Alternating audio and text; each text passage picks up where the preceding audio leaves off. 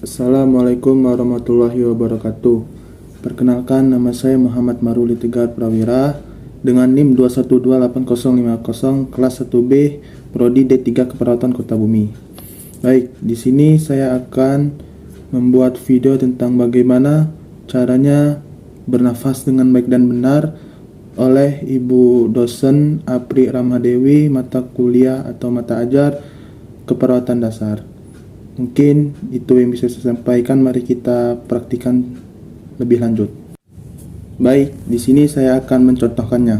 Yang pertama, tarik napas melewati hidung. Yang kedua, tahan napas hingga sekuat-kuatnya.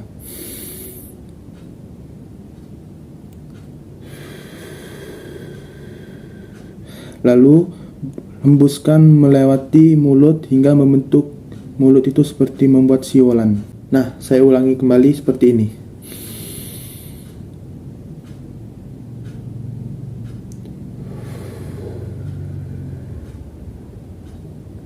Nah, mungkin itu yang bisa saya sampaikan. Apabila ada kesalahan, saya mohon maaf. Kepada Allah saya mohon ampun. Wabillahi taufiq wal hidayah. Wassalamualaikum warahmatullahi wabarakatuh.